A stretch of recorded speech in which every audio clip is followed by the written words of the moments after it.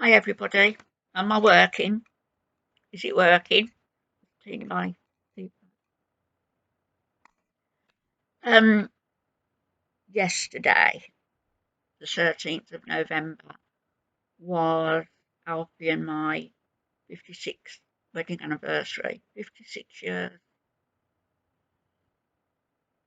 It's a long time, isn't it? It's 3 or 4 lifetimes, really. You know, and I didn't mention it to anybody. I didn't make a fuss about it. And in fact, I stayed in bed yesterday. I didn't feel like getting up at all. Um, so I didn't. And and then I just had my iPad on, and it came up that there was somebody had posted on my Facebook page. My son, our youngest son, had just posted a picture with hearts and nothing said about the anniversary, just hearts. I knew what he meant, and then I got a message from him a little bit later, which was lovely. It was like, Alfie's mum and dad. I always remembered their wedding anniversary, which was the 8th of December. Can't remembering that all these years. And Alfie's mum used to say to me, "You're the only one who remembers. You're the only one who sends a card." After his dad died. But I did because it was still the anniversary of their wedding, and I thought it was nice to remember. Anyway, 56 years yesterday. So I'm up today now and been doing a lot of thinking, a lot of soul searching. And I'm reading this book. What's it called now? It's about a woman called Alice Watkins who apparently dies on the eve of her 65th birthday. And I think she does anyway. But she goes to sleep in an armchair and wakes up nearly 500 years later, like 2000, year 2500 and something. And apparently, she no longer is Alice Watkins. She thinks she is, but her DNA, her genetics, everything that was with her in sarcophagus, um, points to her being this doctor, Alexis somebody, Langley or something. And she's got no memory of this Alexis Langley. As I'm gradually getting into the book, um, memories are coming back to Alice of being this person. But overall, she's still Alice Watkins, a downtrodden um, person all life, really, from her mother um, telling her that she wasn't anything special, to her husband, to her daughter. And it got me to thinking, everything to do with this world, all of us, everything to do with this world, um, the expectations that people have of us, the impositions people make on us, the assessments people make of us, whether they be academic, psychological, um, intellectual, intelligence wise, um, all of this is given to us, drummed into us from an early age. We have our mother and our father. We have I'm losing weight, my rings are turning round. We have our parents, we have our siblings, we have our teachers, we have our peers, we have our employers, we have our line managers, we have our co-workers, and everybody has something to say about us that we take on board. All of us do it. Um, and then we have this image of ourselves that is actually an image that's generated by others. That is not really who you are.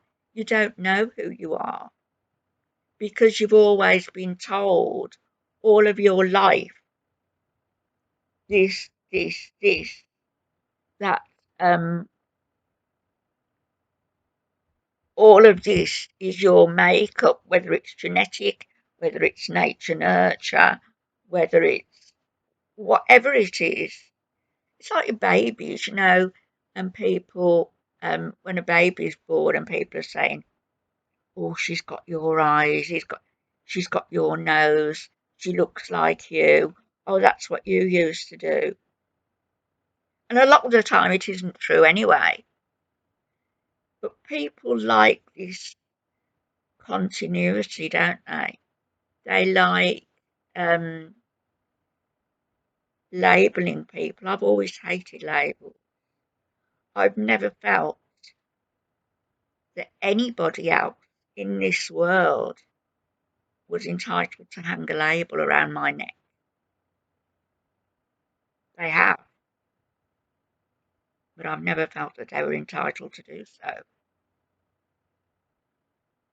I've had a label around my neck saying that I was shy and compliant and easily led, maybe in some ways, when I was little. I've had another label around my neck saying I was willful and a little bit mousy, maybe sometimes. I've had a label around my neck when I was young, in my 20s and 30s, saying that I was beautiful, maybe to some people. I've had a label around my neck saying that I'm highly intelligent, maybe. I had a label around my neck saying I had an IQ of 149. That was done when I went into the children's home, so they could ascertain whether I needed, I don't know, special education or what have you. I got special nothing. But the free spirit that each of us is meant to be, how is that going to come forth? And thinking about this Alice Watkins in the book, she still thought she was Alice Watkins. She was being told that she was this doctor, Alexis Langton Lagler. She thought she was Alice Watkins. But in between of all that, she was a free spirit. She was no longer 65. She was 29, 30 years old.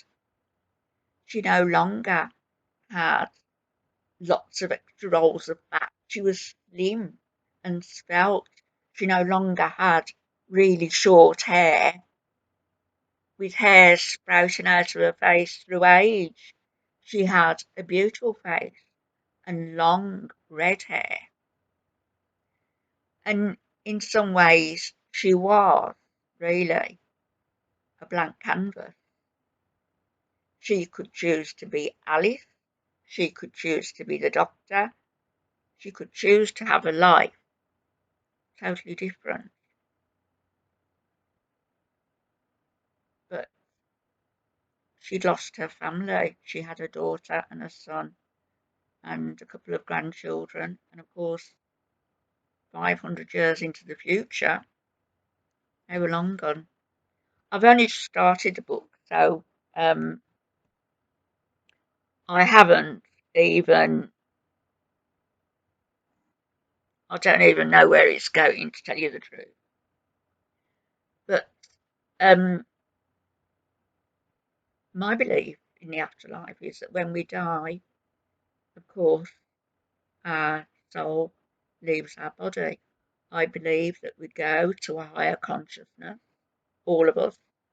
I believe that we are enveloped in this higher consciousness and become one, but we don't lose our individuality. There's a higher source, call it God, call it the universe, call it what you will. That God spark is in each of us, every one of us. And I believe that when we pass over, like Alfie has passed over, the consciousness goes, is enveloped in all this love, all this warmth. We're left here to grieve, of course. But I also believe that our loved ones can send us signs. I've had signs from Al, as has my eldest son and my daughter. And my youngest son, I think, has, but he hasn't quite picked up on them yet. And I believe it's there, but what I'm saying is that I don't believe we ever can truly become ourselves until we're rid of this body and this persona that's been foisted on us by other people right from the time we were born, from the day we were born. 56 years it's taken me to come up with these conclusions. Well, 72, I suppose, but 56 years of being without. I'm wiser now. I'm nicer now. There were times when I wasn't a very nice person. I admit to it. Hands up. I do. I'll be back later. Bye bye.